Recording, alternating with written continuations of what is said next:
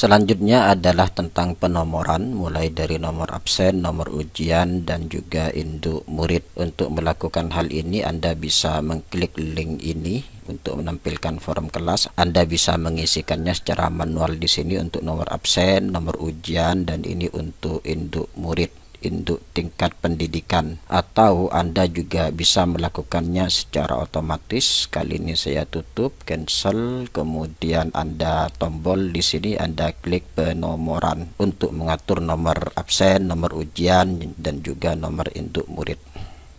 Selanjutnya kita tentukan kelasnya, misalnya tetap pada tahun ajaran ini, kemudian sufla, kemudian kita tampilkan data kelas 5A misalnya. Kita atur mulai dari nomor urut 1 dengan kelipatan 1, tentu saja karena absen selalu begitu.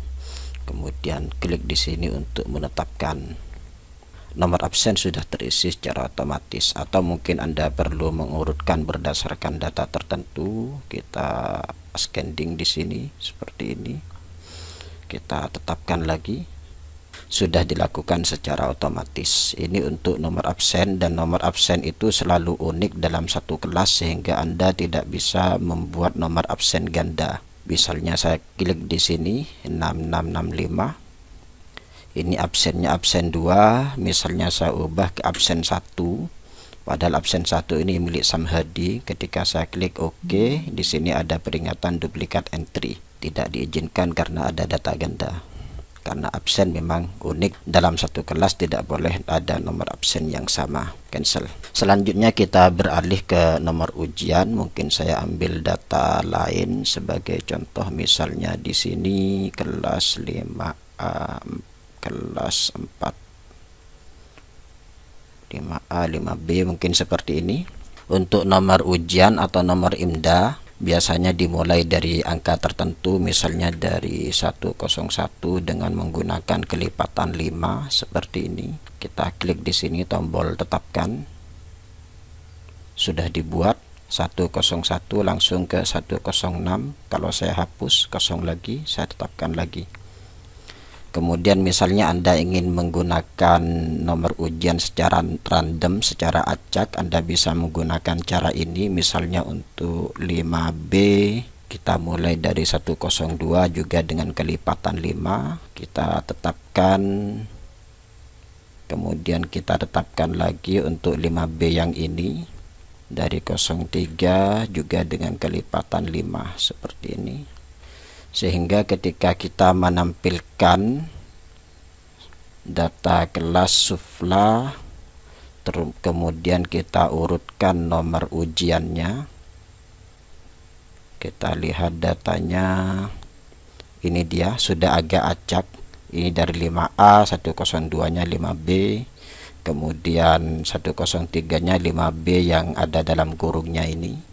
Itu untuk nomor ujian. Selanjutnya adalah nomor induk murid dalam tingkat pendidikan. Nomor induk murid ini berbeda dengan nomor induk santri. Jika nomor induk santri akan dibawa baik itu berada di tingkat ibtidaiyah, sanawiyah, atau aliyah, sedangkan induk murid itu melekat pada tingkat pendidikan. Jadi ketika berada di ibtidaiyah, dia akan mendapatkan nomor induk, dan nomor induk itu akan dibawa, akan tetap sama selama dia berada di ibtidaiyah. Kemudian naik lagi ke sanawiyah, dia akan mendapatkan nomor lagi dan akan terus dibawa sampai dia selesai di tingkat sanawiyah.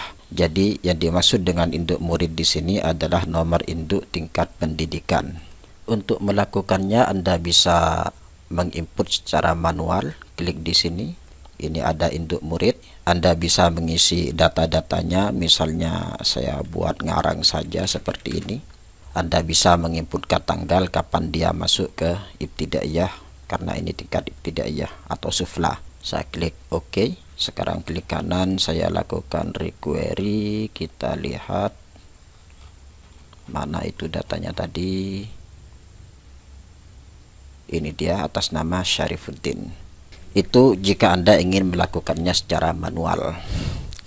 Kemudian di bagian atas ini ada kolom ID 1. Ini maksudnya induk untuk tingkat pendidikan ke 1 ibtidaiyah atau sufla.